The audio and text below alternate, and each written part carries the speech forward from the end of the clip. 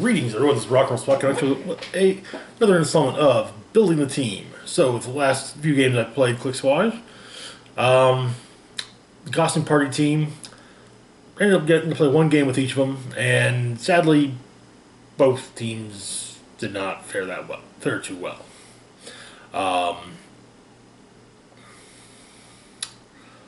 It was part bad die rolls and part honestly just bad placement. So, yeah. As for the 2000 point game, ran the Justice League team.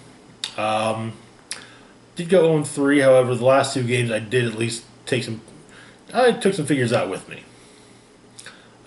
Including the recently released Wendigo figure from the Dark Phoenix Saga animated Dark Phoenix Saga set, which I sadly did not pull out of my case, but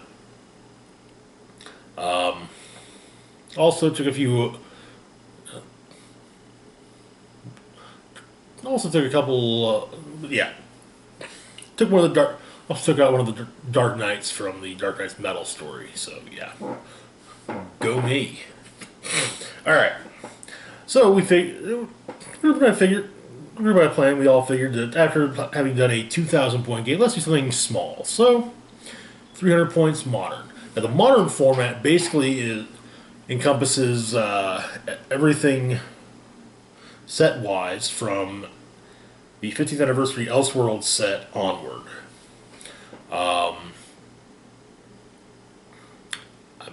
I think there are some other caveats, but yeah. That's the basics. So, went and built 3 teams for it. Starting off with an X-Men team. This X-Men team is actually entirely from the X-Men animated Dark Phoenix Saga set. We start off with Wolverine here. Wolverine comes in at 50 points. He's got the X-Men team ability as well as the Alpha Flight, Weapon X, X-Men, and Martial Artist keywords. And he's got a trait, the nose, bub.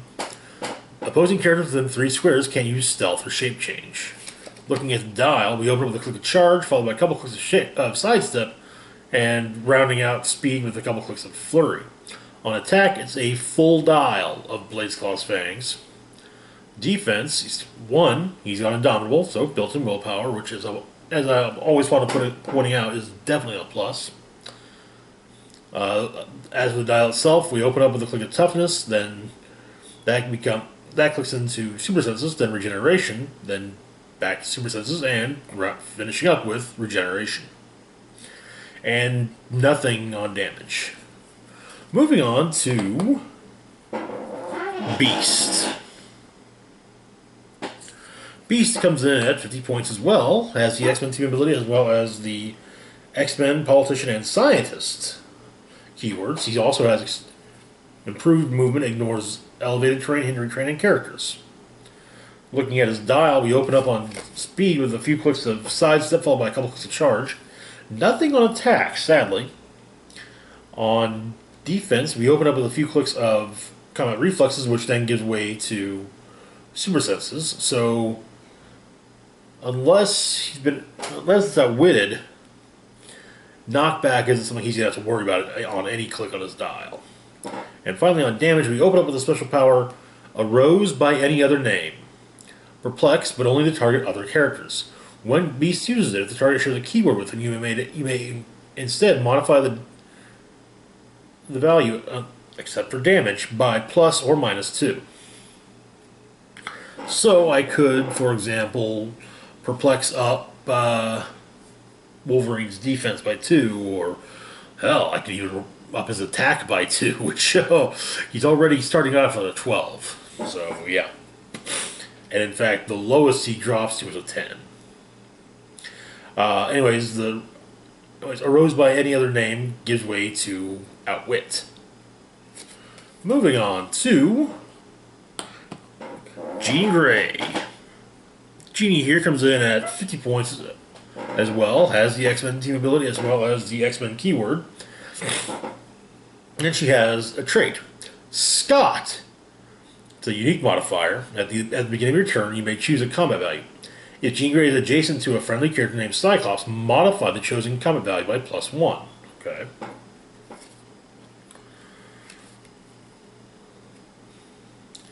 Looking at the dial, we open up with a few clicks. On speed, she starts off with a few clicks of mind control, and that's really it. On attack, she opens up with a couple clicks of telekinesis, followed by a couple clicks of penetrating psychic blast, followed by another click of telekinesis. On defense, we open up with a special power, force field projection. Toughness. Friendly characters that are adjacent or have the X-Men keyword can use toughness. Okay. And that gives way to energy shield deflection. And nothing on damage either. Next up, we've got Cyclops. In his best ever costume. I don't give a damn what people say. That what anyone else says. That costume is the best. In fact, I was actually really stoked during Matt Rosenberg's run on Uncanny X-Men when that's the costume that they had Cyclops running around in.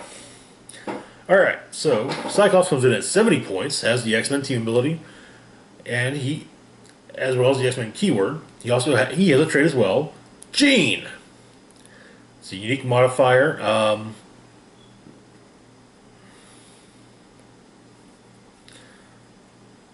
It's the same as Scott, as Jean Grey. If you got the two of them adjacent to one another, you can choose a excuse me. You can choose a combat value of each of them to modify, and if they're adjacent, it gets modified by +1. All right, looking at his dial, we open up with the special power, optic beams on speed, which gives him running shot and force blast. Nice that they keep in mind that it is a his eye beams aren't superheated energy, but rather concussive. I mean, they'll hurt. Don't get me wrong, but they can do some damage, but they don't burn things. Anyway, that gives way to a couple clicks of force blast, followed by a couple clicks of sidestep. On attack, we open up with a couple clicks of penetrating psychic blast, followed by a couple clicks of precision strike. On defense, he opens up with a pretty good strong showing of willpower, followed by a couple clicks at the end of toughness. And then on damage, we start off with a pretty strong showing of the special power, Commanding Leader. Leadership. When Cyclops uses it and succeeds, after resolutions, choose another friendly character that shares a keyword and has 0 action tokens. This turn, that character has free, have speed, then move. Wow.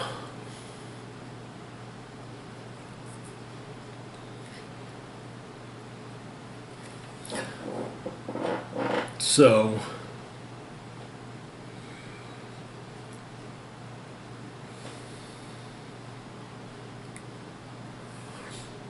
the person who would really benefit from that would be Wolverine.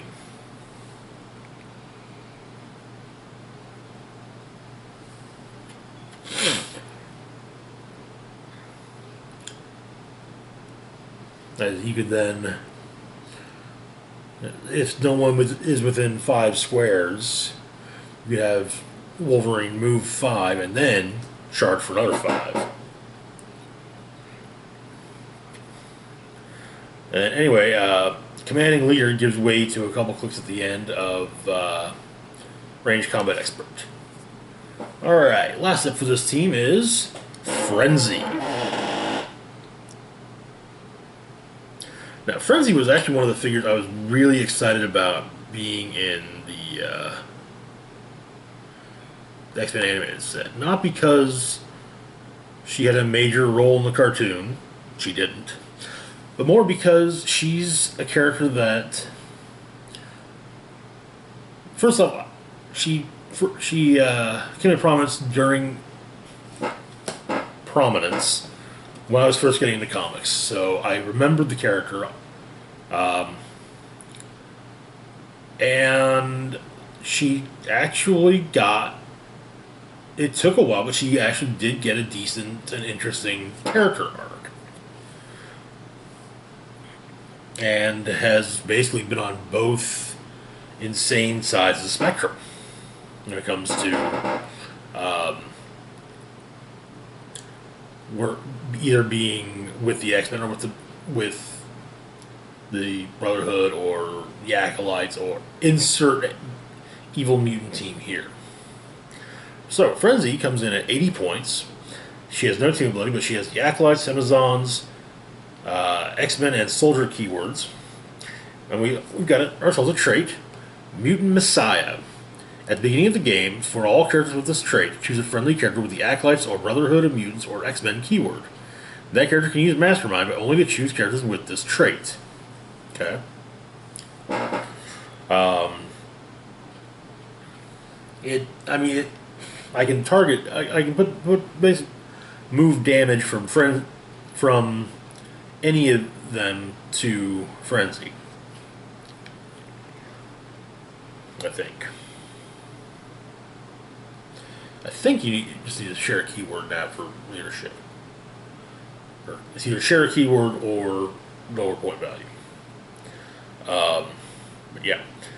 Anyways, looking at the dial, we open up with a few clicks of the special power, Time to Cleanse the Flat Scans. Leap Climb. When Frenzy uses it, if she moved 5 squares or less, after resolution, she can use Close Combat Spirit at no cost. Okay, so she would also definitely benefit from Cyclops' speed power.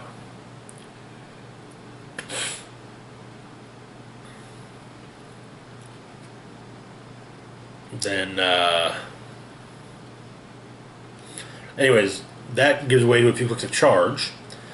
On attack, she starts off with nothing, but she clicks into Super Strength at the same point as her charge clicks.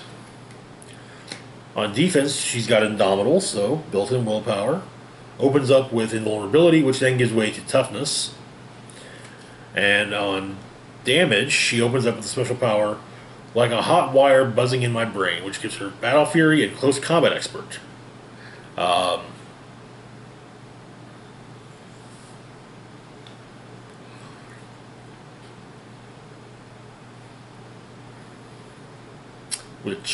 Yeah, not bad at all.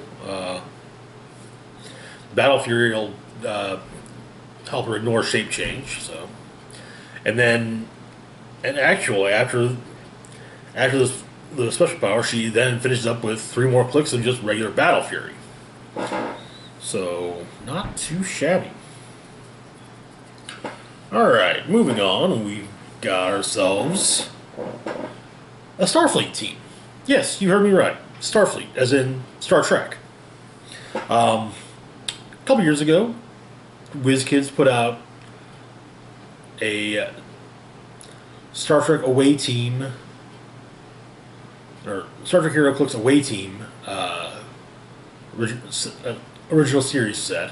And this year they released 2 gravity feeds of for the next generation, which were supposed to initially be a regular booster set.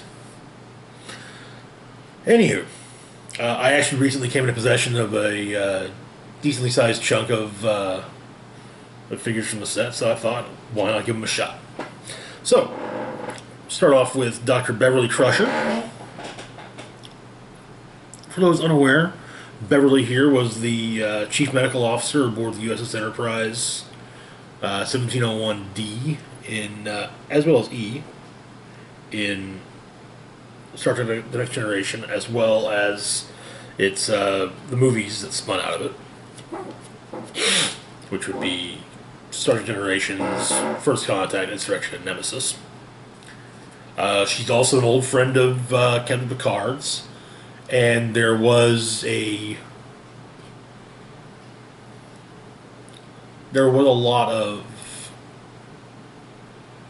they did kind of have a will there, won't they thing going on based on mutual attraction, but also shared history. I think most fans of Next Gen tended to ship Beverly and Jean-Luc. Anyway, so Beverly comes in at 30 points, and she has the United Federation of Planets team ability, which works as follows. When this character is given a move action, modify speed +1. Okay. She also has the Starfleet and Scientist keywords. And we got a trait, removing the Borg implants. As a free action, choose an adjacent opposing character with the Borg or robot keyword. Deal that character 1 penetrating damage, and that character loses the Borg and robot keywords for the rest of the game. Not bad. Not bad at all. Oh. Looking at the dial, we got... Wow. Nothing on speed. We get a couple clicks of precision strike. On attack. On defense, we get a couple clicks of willpower. Then on damage, we've got a special power all the way down the dial. Heal any being in need, regardless of the prime directive. 1, it grants Beverly support. There's a free action. If she's adjacent to at least one opposing character, heal all adjacent characters 1 click. Opposing characters healed in this way can't attack Beverly Crusher until your next turn. Okay.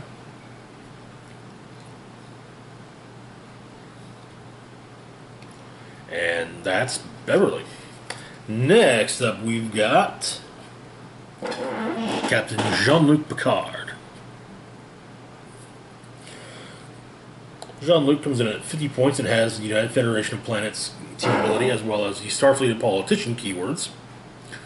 We've also got a trait, I don't feel comfortable around children. When Captain Picard is attacked by an opposing character with a tiny damage symbol, modify defense by -1. Okay. And looking at the dial, we open up with a few clicks. We've got a few clicks of sidestep on speed. On attack, we open up with nothing, but he clicks into telekinesis. The justification being battle stations. However, one could also write that off as ordering transport, or a site-to-site transport, maybe. On defense, we open up with a special power, do as you must, but don't harm my crew. This gives Picard defend and inertial deflection, and seeing as how he's got an 18 defense, that's pretty damn good. That then gives way to a couple clicks of willpower. On defense, or on damage, I mean, we open up with a special power, Captain of the USS Enterprise, which grants him leadership. And when he uses it, the result is a 6. You may instead remove an action token from all friendly characters with a Starfleet keyword within 6 squares, including himself. And then that then gives way to regular leadership. Not too shabby. Alright, next up we've got Lieutenant Commander Data. And yes, I do love that they sculpted on it, had sculpted him firing a phaser.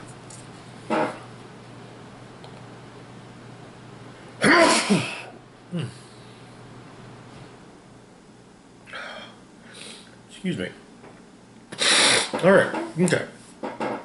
Alright, oh, jeez.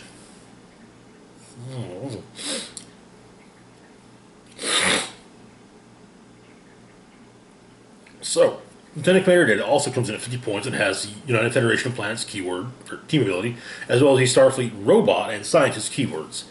Then we got a trait, Shifting Focus, Data. That's the only data I've got, so yeah. We'll get into Shifting Focus later on in this, because there is one we'll be utilizing Shifting Focus mechanic for. Anyway, looking at the dial, Data's opens up with a few clicks of sidestep, followed by a couple clicks of flurry. He's got nothing on attack, which, I mean, you never saw him picking up heavy objects up and hitting people with them, so I'm okay with the fact that Super Strength isn't listed there. But, I don't know, I mean, I feel like there's at least something he could be given. With, Precision Strike, something along those lines. Look, moving on to defense, he's got Indomitable, which makes perfect sense. If he didn't, I would actually be surprised. Opens up with a few clicks of Invulnerability, followed by a couple clicks of Toughness, and then on damage we've got a few clicks of Close Combat Expert, which also makes perfect sense. Next up we've got Counselor Troy. To be fair, I feel like Counselor Troy and Beverly should have their point values swapped. And some aspects of their dial, but yeah. Anyway, so Counselor Troy comes in at 50 points and has the Starfleet, the United Federation of Planets team ability and the Starfleet keyword. She's got also the trait Captain and sensing deep hostility towards us. When a friendly character that's adjacent or has the Starfleet keyword would take 4 or more damage, roll a d6. On a 4, 5, or 6, that character takes 3 damage instead. Okay. Looking at the dial, we open up with a click of Sidestep, and then we get 2 clicks with nothing, followed by a couple clicks of Mind Control at the end. Nothing on attack.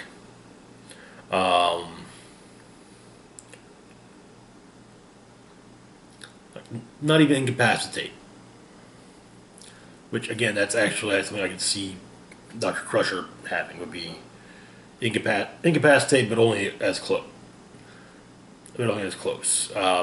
Also, they should all have range. They've all been known to carry weapons, to carry phasers.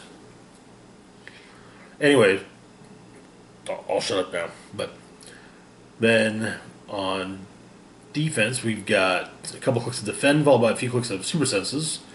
On damage, we've got a few clicks of Probability Control, followed by a couple clicks of Empower. So, okay, the prob is actually very useful. I'm not even going to lie. But, I don't know. I feel like they could have done better with the character. Next up, we've got Lieutenant Worf. Now, there are 2 Lieutenant Worfs we're potentially using in this. They both come in at 60 points, have these United Federation of Planets team ability, as well as the Klingon, Starfleet, and Warrior keywords. And they also have a trait, Shifting Focus, Worf. It's a free action, and if Lieutenant Worf began your turn on the map, replace him with another character with this trait on the same click number. So, if I begin with this Worf on the map, I can say, hey, you know what?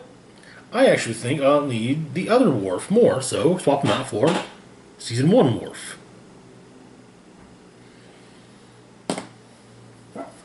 So, looking at their dials, Security Chief Worf, I'll refer to him that way, starts off, he's got, opened up with a few clicks of Phasing Teleport, followed by a few clicks of Force Blast. On attack, we open up with a couple clicks of Precision Strike, followed by a couple clicks of Energy Explosion. Okay. They're both Indomitable, so built-in willpower. All right.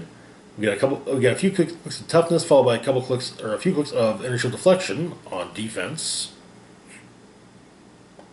Okay. On damage, we open up with a special power, Worf. Give us some cover fire. Enhancement. Adjacent friendly characters modify defense +1 against range attacks. Okay. Now, that's why I'm actually starting off with the Security Chief version as opposed to Season 1 version. Because early in the game, it is going to be much more about range attacks. So, having everyone adjacent to Worf will be good because you can pass around that enhancement to give everyone +1 damage.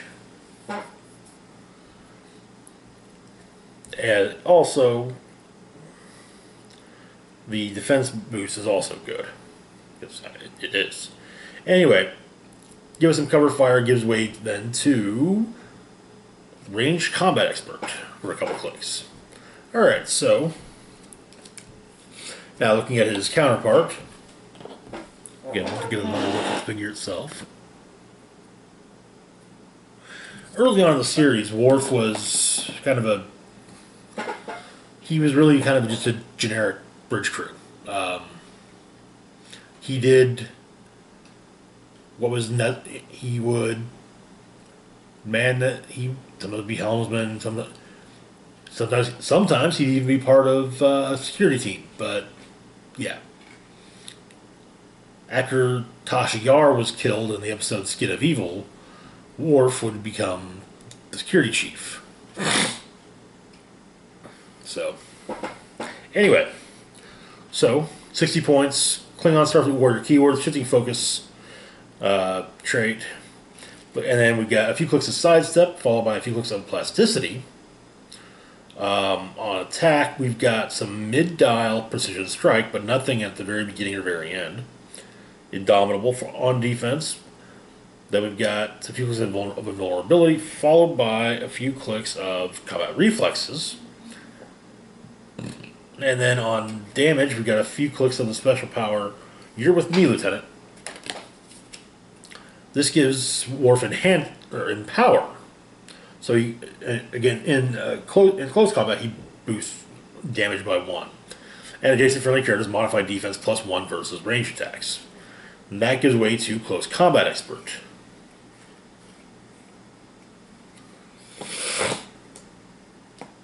Okay, not too shabby. I was actually looking at the dials previously, and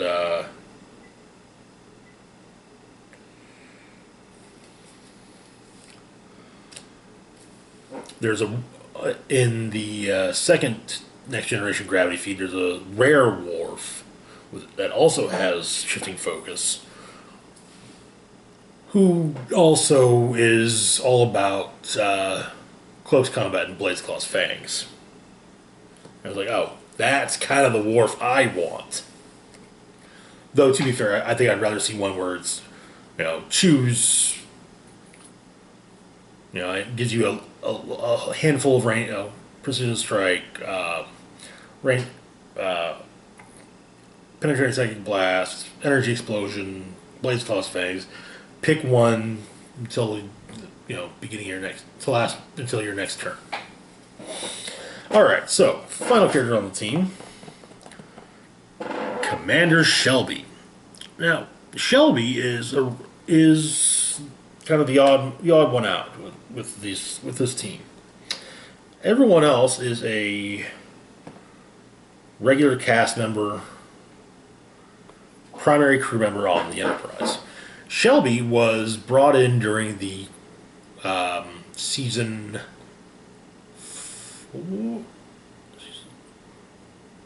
Well, she was brought in during the one of the season finales, quite possibly the most well-known one, The Best of Both Worlds.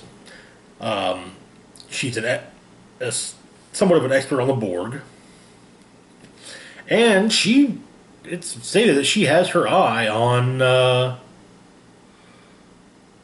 becoming first officer of the Enterprise. Also figuring that, having heard that Riker had been offered another command, and figuring he was going to take it. So she wanted to prove herself to Picard, but Riker was like, "Yeah, I'm not taking the command." Like, oh, okay. Then when Picard was kidnapped by the Borg and assimilated, and Riker assumed command of the Enterprise, Shelby became his first officer.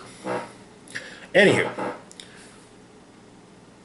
Commander Shelby comes in at 60 points. She's got the Federation team ability as well as the Starfleet, Scientist, and Soldier keywords. And we've got a trait. I'm the best you got. At the beginning of the game, choose a keyword. Friendly characters that are adjacent or have the Starfleet keyword modify attack +1 when attacking only opposing characters with the chosen keyword. If the chosen keyword is robot or Borg, modify attack +2 instead. That can be extraordinarily useful.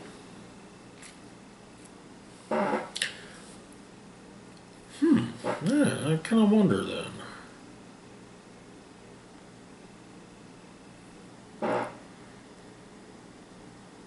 Oh, never mind. No, no, no. I wouldn't. That sadly, that would not work out what I was thinking. Anyways, looking at Commander Shelby's dial, we open up with a couple clicks of running shot, followed by a couple clicks of sidestep. On attack, we open up with penetrating psychic blast, which gives way to a couple clicks of precision strike. Okay, and it was season 3. It was the best of both worlds was the finale for. Okay. On defense, we open up with a click of willpower, which gives way to a couple clicks of toughness, and then back to willpower. On damage, we open up with a few clicks of willpower, or not willpower. On damage, we open up with a few clicks of leadership, followed by a couple clicks of range combat expert. I have to admit, I do feel that Shelby was one of those characters that, and this is a problem I've had largely with Star Trek, is that they will introduce interesting guest characters for one episode, or in the case of Shelby, 2, and then you never hear from them again. They did kind of rectify this with some. In some characters, a trend was bucked.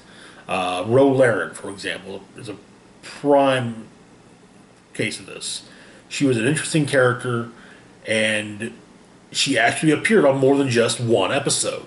She actually showed up. To the point where she had a multi-season long arc in recurring appearances. She wasn't a massive recurring character who popped up 3 or 4 times a season. I mean, she wasn't Garrick. But still, she appeared enough to where she was recognized and fans liked her. And then they wrote her off because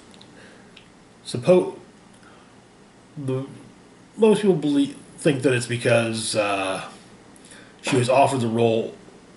She was offered to become one of the leads on Deep Space Nine, but she turned it down. Anyway, final team of the week. Got ourselves a Brotherhood of Mutants team. This is not a team I have run that often, just in general. Mainly because Brotherhood figures, they're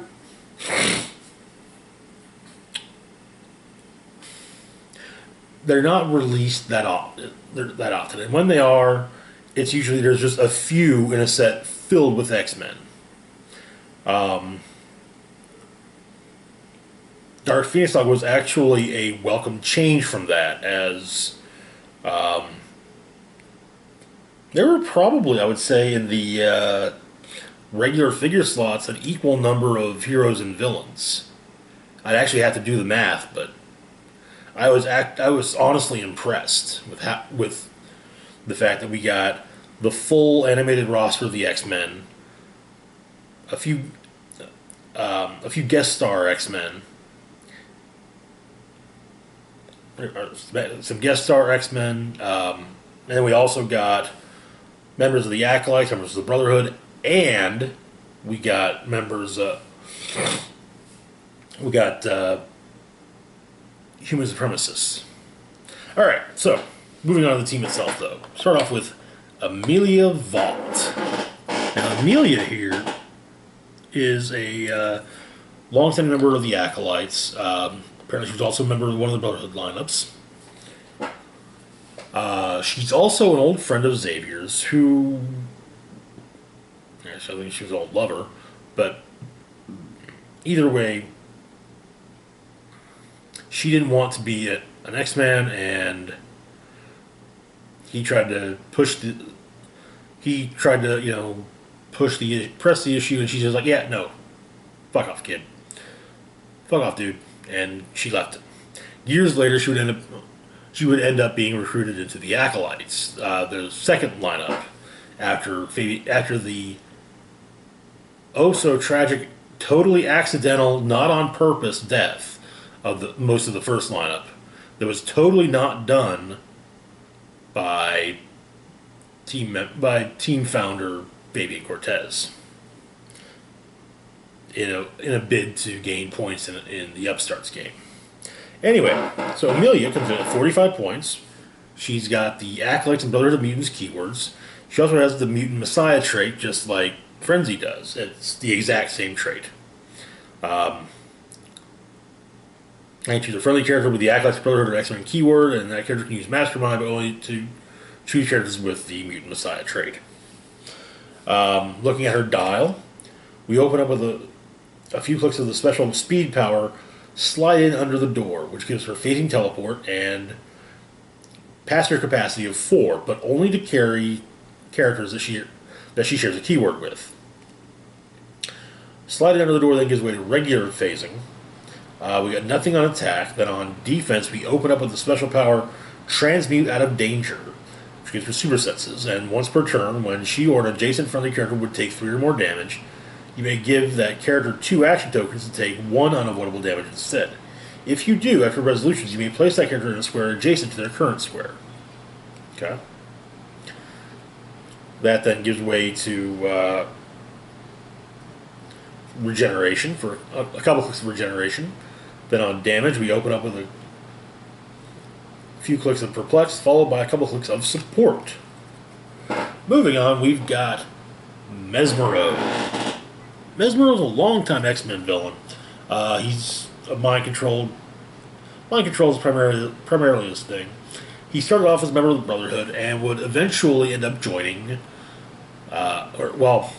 being recruited into the Weapon X program, where he helped with keeping the team loyal. More recently, Mesmero showed up as part of Lydia Nance's Brotherhood that took on the X-Men and X-Men Gold, having brainwashed the new Pyro, the new Avalanche, as well as longtime X-Men Magma, and briefly Old Man Logan. Anyway, so Mesmero also comes in at 45 points. He's got the Brotherhood team ability, as well as the Brotherhood of Mutants, Weapon X, and Celebrity keywords, and he has improved targeting, ignores elevation and terrain. Then he's got a trait, My Mutant Brothers and Sisters. Once per turn, when an effect other than clearing removes an action token from Mesmero, after resolutions, heal him 1 click. And that trait is actually utilized by all the members of the Brotherhood. By most of the Brotherhood members in the Dark Phoenix Saga set. Alright, so looking at the dial, we open up with a special power. The X Circus is in town. Gives him mind control. And when he uses it, you may choose that hit characters can use improved movement, ignores elevation, and can't make attacks. If you do, after resolutions, deal 2 damage to any hit character that moved from a higher elevation to a lower elevation during that action. That's kind of neat, actually. That thing gives way to regular mind control. We got nothing on attack. On defense, we open up with a couple clicks of the special power. You there! Protect me! Gives him Mastermind. When Mesmero uses Mastermind during a range attack, he may instead choose an opposing character within 4 squares in line of fire that isn't attacking, regardless of point value. That's kind of nasty. I like it. That then gives way to Willpower. And then on damage, we got a full run of Shape Change. Next up, we've got Mystique.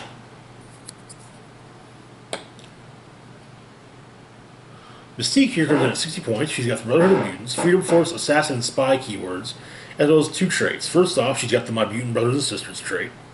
So when she clears, aside from at the end of a turn, okay, I'm clearing. Basically, if she has a token removed via leadership, or something similar to that, she heals 1 click. The other trait is Shapeshifter. Shape Change. As a free action, give a standard opposing character a Shapeshift token, removing it from anywhere else. When Mystique uses Shape Change, if there's a character with her Shapeshift token and the attacker doesn't have line of fire to them, she succeeds on a result of 2 to 6. And the character always has line of fire to itself. So if she's being attacked by someone that